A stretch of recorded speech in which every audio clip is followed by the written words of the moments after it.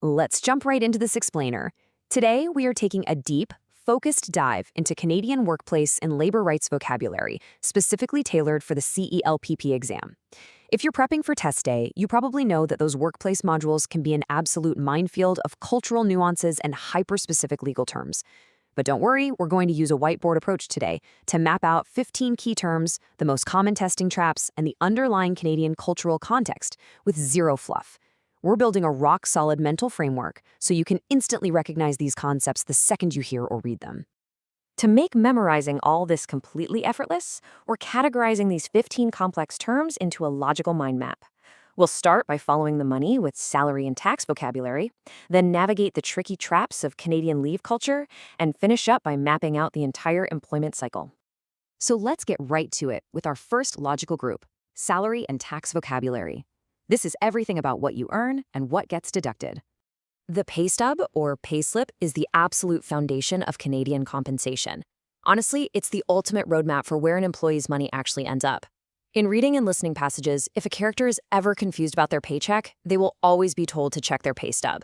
It's that crucial primary document showing the exact difference between gross income, the total you earned, and net income, which is the actual cash that finally hits your bank account. Now, let's look at what exactly eats into that gross income. These are your mandatory pay stub deductions. First up, we've got CPP, the Canada Pension Plan. That's your mandatory retirement deduction. Quick tip, if the test scenario happens to be set in Quebec, you might see this written as QPP instead. Next is EI, or employment insurance, which is essentially a massive subsidy pool for job loss. And finally, standard income tax. Knowing these specific acronyms is absolutely non-negotiable because test prompts almost never spell them out for you. Let's see how this actually sounds in practice.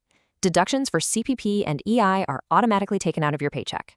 This exact type of phrasing is simulated in listening tests all the time. Why? To remind you of a crucial Canadian cultural fact. You don't opt into these deductions, they are completely automatic. So if you hear a character asking how to stop these deductions, boom, you immediately know they are a new employee who just doesn't understand Canadian labor laws. Moving right along to minimum wage. The absolute most crucial point here is that in Canada, minimum wage is a provincial standard, not a federal one. This is a massive, massive trap in the listening sections. The audio will often revolve around local pay raises, and test makers love to check if you caught exactly which level of government made the change. For example, you might hear a news bulletin that sounds something like this. The provincial government announced a 50-cent increase in minimum wage. If a multiple-choice question asks who mandated the raise, and you pick the federal government or the prime minister, you've fallen right into their trap. Always, always associate minimum wage with the provincial government. To cap off our money section, we have the T4 slip. Think of this as the grand finale of your salary map. While the pay stub is issued with every single paycheck, the T4 slip is the critical annual document you need for tax filing. The major trap here? The deadline. Employers in Canada are legally required to issue this by the end of February. If a reading passage is set in early March and you have an employee complaining to HR, there is a very high probability they're desperately looking for their missing T4 slip. Okay, let's smoothly transition into the second part of our mind map, Canadian leave culture traps.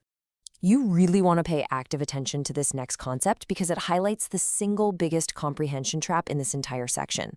The test will actively try to confuse you between the actual day off, the stat holiday, which is a legal paid day off like Family Day or Victoria Day, and the financial compensation for working it, which is stat pay or holiday pay.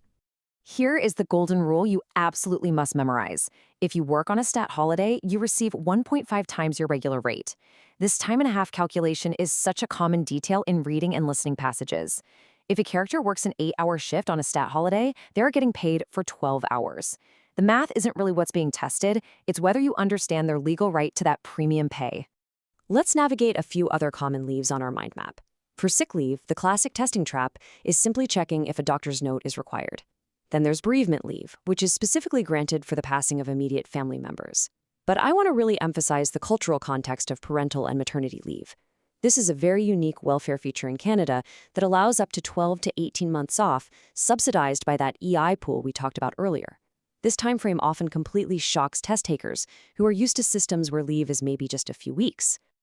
And check out this brilliant little nuance the test loves to throw in. He will take 4 months of parental leave to care for the newborn. Yep, you heard that right. Parental leave applies to fathers too. By anchoring this vocabulary in a real-world scenario, you won't be caught off guard when a male character in a listening passage casually discusses taking months off to be with a new baby. Let's dive right into our third and final section, employment cycle, labor rights. We're grouping these two active employment terms together because they really dictate career progression. First is your probationary period, which usually lasts 3 months. Keep in mind, during this time, the termination process is a whole lot simpler for the employer. Then we have the performance review, which happens annually or biannually. This is a super high-frequency topic.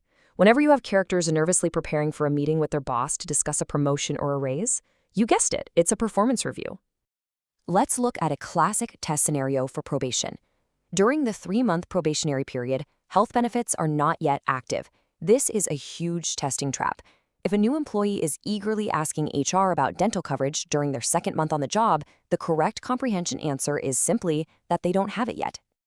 All right, let's unpack this sequential logic step by step for the end of employment. This exact flow is the ultimate mind map for understanding Canadian termination rights. It's a strict 1-2-3 process. Step 1, there must be a notice of termination, either a written warning period or pay instead of notice. Step 2, the employer must issue an ROE, a record of employment.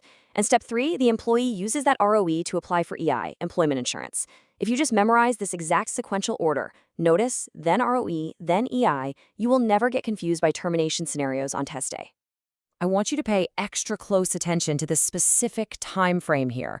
Your employer is required to issue your ROE within 5 days of your departure. Specific numbers and deadlines like this are classic testing traps. If an employee was laid off on Friday, it's currently Wednesday, and they're angrily demanding their ROE, the HR department is technically still within their 5-day legal window. Finally, we absolutely have to talk about safety. Enter WCB, the Workers' Compensation Board, or WorkSafe. These are the essential official provincial bodies that regulate workplace injury compensation and occupational safety. Just like minimum wage, keep in mind that the exact name changes depending on the province you're in. It might be WorkSafe BC out in British Columbia or WSIB in Ontario. Canada has a very strict cultural background of safety compliance, and let me tell you, that is heavily reflected in the test. All workplace injuries must be reported to WCB within 24 hours. This is another massive number trap. If an incident happens on a construction site in a reading passage and the supervisor casually says they'll just report it on Monday after the weekend, they are actively violating that 24-hour rule. So we've mapped out the money, the time off, and the entire employment cycle.